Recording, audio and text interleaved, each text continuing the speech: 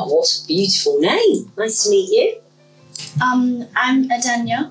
Another gorgeous name. Lovely to meet you both. I'm excited about today. How are you? I'm feeling good. Yeah, I'm really happy that the book is out there in the world. You know, we've been writing away quietly behind the scenes, and it's always such a lovely feeling when my young readers finally get their hands on a copy. So I feel really excited. I'm a big fan of your books. Oh, thank you, darling. I actually have one with me today. Oh, you do? Which one have you got? Girls' Rule. Girls' Rule and Star Switch, I can see. Oh, that's good. Have you read them? Yeah, Oh. 2 times. You have not. You've read it more than me. Fantastic. Congratulations on your new book. How did you come up with the character Luna Wolf? Well, thank you very much. I'm really excited about this book because it's my 7th children's book, which is my lucky number. I was born on the 7th. And a little bit of backstory about Luna Wolf. I have always loved animals. I've always had rescue dogs. I've been on animal rescue missions with animal charities that I support. And I always knew that one day I would love to have animals at the forefront of my story, but I also wanted to have that really strong female character who had a bond and a relationship with these animals. So it's about a young girl who moves to a big city with her dad, and she's struggling to make friends, and she's shy and she feels a bit lonely. So she volunteers at a rescue home, and so she's helping out with these animals. She forms a bond with this dog called Silver. Then she finds a connection with Silver, and Silver was actually set free by her mum, and her mum was a scientist who was working on a top secret project where the animals transform into super pets. That's why you see on the front of the book, you've got the big animals there, but you know, the cat transforms into a tiger, or the dog transforms into a wolf. And so Luna's mission in the story is to protect her mum's legacy, continue her mum's legacy, protect the animals from the villains who have other plans and ideas for them, and to step into her power. And that's how she finds her confidence, by doing her mum's work. I hope that wasn't too long-winded of an answer. But I thought it'd be good to just tell you what the book's about. We all love Lightning Girl. Why have you decided to start a brand new children's book series? Great question. So Lightning Girl was a 4-book series, and I feel like through that journey with Aurora Beam and the gang, the story came to a natural ending. So I wanted to park that, and then I wanted to move on to some other creative ideas that I had. The first creative idea I had was Star Switch, which is like a modern take on a film that you've probably never heard of, but I loved, called Freaky Friday. Oh, you heard of it? So it's like a modern take on that, and I really love that idea of doing something quirky and fun. And then I had the idea of the first black female prime minister, because you've got to see it, to believe it, you've got to put it out there into the world. And I wanted to deal with subjects like blended families and stepmoms and stepdads and stepsisters, because we live in a world where so many people have blended families. So I was really passionate about Girls' Rule. And of course, because of my love of animals, it felt like a really good time to celebrate them and put some really important messages out there into the world about how to treat animals with kindness and respect. So that's why how Luna Wolf was created. But it's not to say I wouldn't go back to Lightning Girl, because I'm toying around with the idea of maybe going back in time, or maybe she has to join up with other superheroes around the world on an even bigger mission. But I feel like there's still a lot of life left in Lightning Girl, so who knows, maybe we'll go back to her one day. Well, I really had a good time writing it, because one of the clever things I like to do in my books is weave in really personal things that are authentic to me. What I tried to do with Luna Wolf is create characters that reminded me of people in my family. So the Nan in Luna Wolf is based on my own Nanny Clem, and I put a lot of my Jamaican heritage in the book.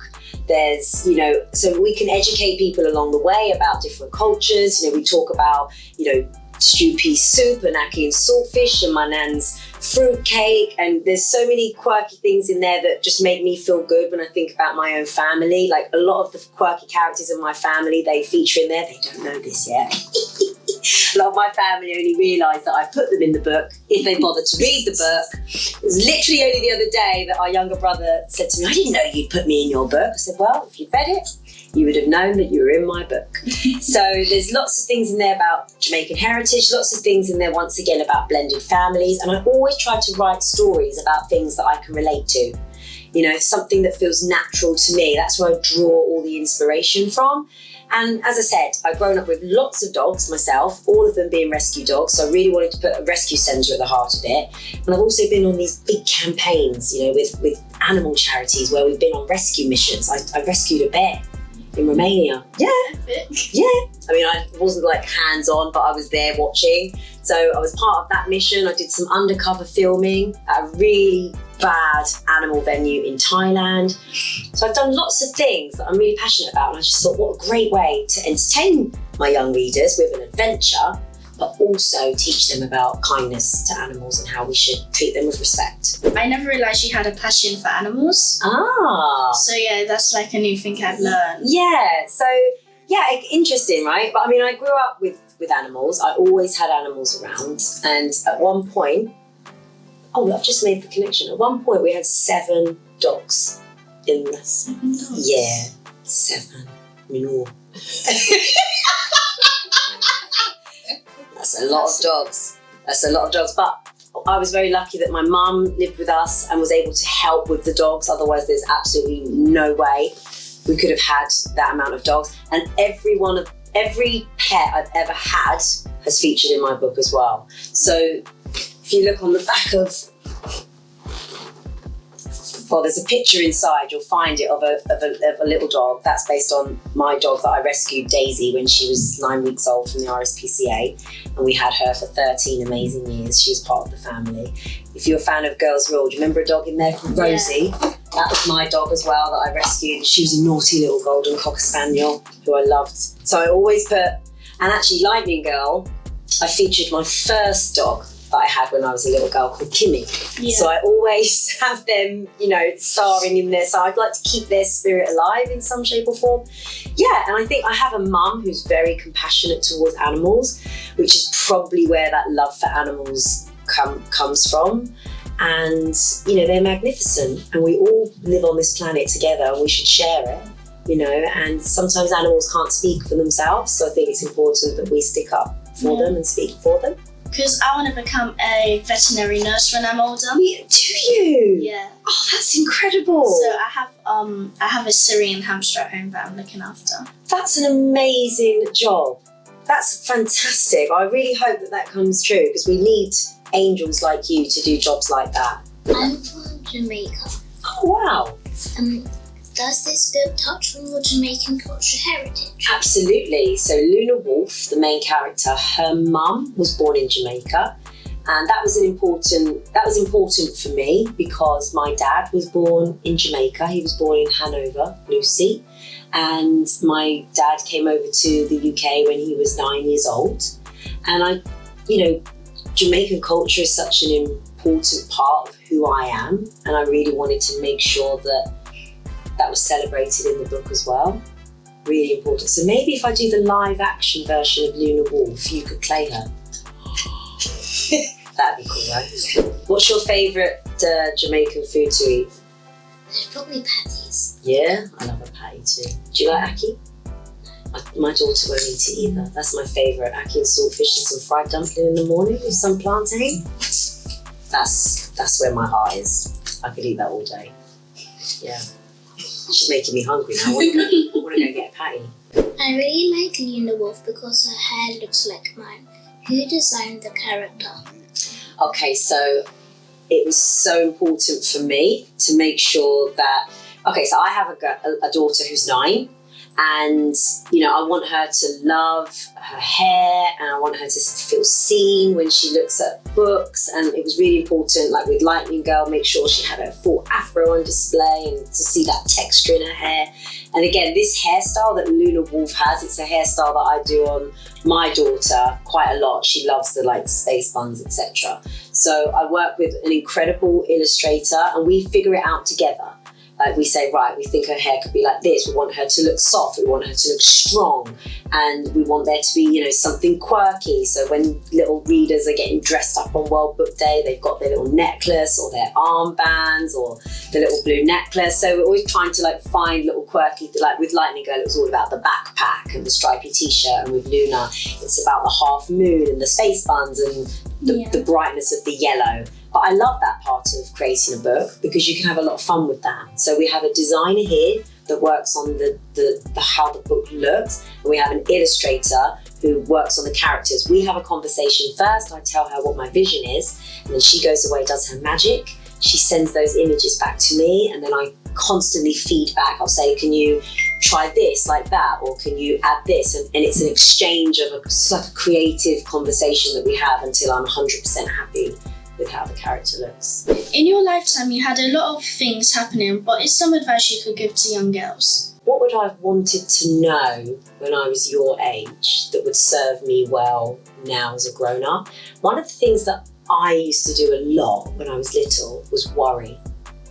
To worry about things all the time. And I don't know why. I was afraid of everything.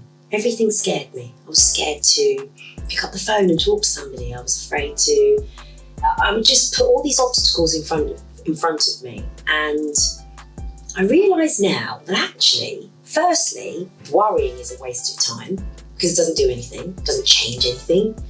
It's like my nan used to say to me, you know, worrying is like being on a rocking chair. You can rock and rock and rock and worry and worry and worry, but you're not going to get anywhere. So you're just wasting time worrying. So worrying doesn't change anything. So use that energy for something else. And also to know that fear, and when you're afraid of things, it's not a bad thing. We see it as a bad thing, but actually it's only when you step into that fear or you face things that you're afraid of that you become stronger, more confident, you become a better person. So things when I look back now that I was afraid of, it's like, okay, it was okay to be afraid of it, but I can work through this and I'm actually going to be a better person for it. Don't be afraid to fail. If I wanted to get into singing and presenting, what advice could you give? Okay, my advice would be practice, practice, practice, but please have fun. Like the most important thing is that you're having fun and enjoying it. And I think with the music industry and with, you know, the television world, there isn't like a set path that you can follow. Like I can't say to you, right, you need to do this, this and this. But what you need to be is your authentic self. You need to be you. That's the best thing you can be in anything that you do. And to become the best version of you, you have to practice. You have to enjoy what you do, love what you do. And then the older you get, you'll start to figure out the best way of going about it. But at this point now, at the age that you are, I think it's just about having fun. That's what I was doing when I was your age. That was my favourite interview ever. It really was. It's the best interview I've ever done.